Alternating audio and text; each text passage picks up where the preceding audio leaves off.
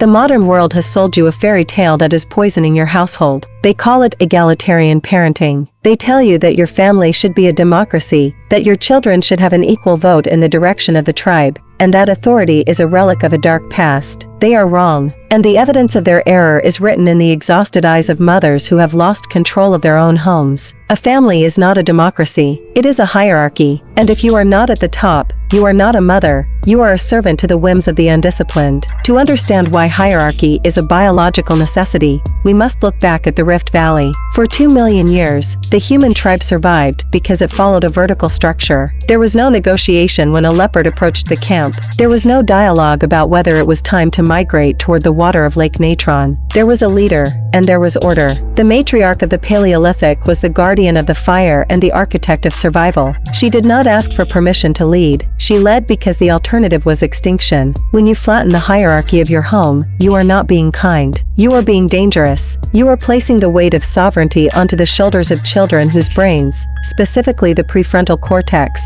will not be fully formed for another 2 decades. You are asking a toddler to navigate a world they do not understand. This creates deep, primal anxiety in the child. They don't want to be your equal. They want to be your subject. They want to know that the boundaries of the world are firm, and that the person holding those boundaries is invincible. The Stoic concept of arete, excellence, demands that we fulfill our role to its highest potential. If your role is mother, your duty is to provide the structure in which life can flourish. You cannot provide structure from the bottom. You cannot provide order from a position of friendship. You must occupy the throne. This is not about ego. It is about the logos. It is the rational organization of a city-state. Your home is your polis, and every polis needs a legislator. Look at the ghost products of modern authority. We see parents who ask their children to behave, using rising inflections at the end of their sentences as if they are seeking approval. This is a biological signal of submission. When you say, "Can you please sit down?" you are telling your child's primal brain that you are not in charge. A matriarch does not ask, she states, "Sit down." The difference is not in the volume, but in the weight of the command. It is the difference between a pebble thrown into a pond and a mountain standing in the fog. Hierarchy is the antidote to the mom rage we discussed before. Most of your rage comes from the friction of disobedience. But disobedience only exists in an environment where authority is unclear.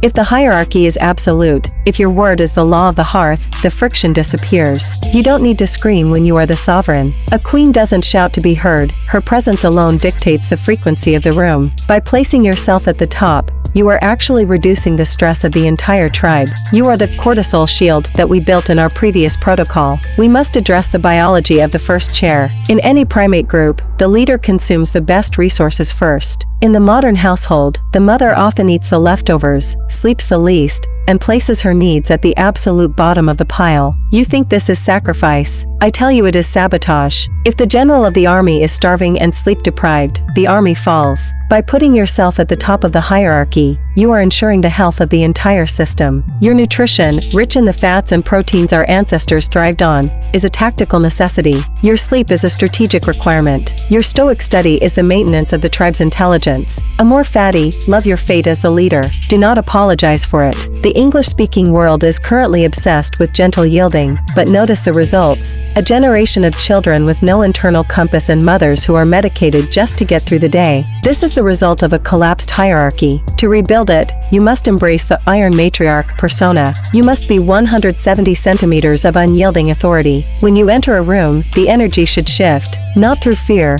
but through the recognition of a superior order. The Stoics taught us about the dichotomy of control. You cannot control how your children feel about your rules, but you can control the rules themselves. You are the architect. If the child cries because the law of the hearth was enforced, that is their indifferent reaction. Do not let their emotional turbulence shake your fortress. You are the mountain, they are the weather. The weather changes, the mountain remains. By staying at the top, you provide the child with a fixed point of reference. You are teaching them how to respect authority, which is the first step in learning how to eventually exercise it. Think of the biological lineage you represent. You are the successor of women who managed entire clans under the harshest conditions on Earth. They did not seek validation from their offspring. They sought the continuation of the bloodline. They understood that a child's temporary happiness is irrelevant compared to a child's long-term character. Hierarchy is the forge of character. It teaches the child that they are part of something larger than themselves. It teaches them that the world has a structure, and that they must earn their place within it. When you put yourself at the top,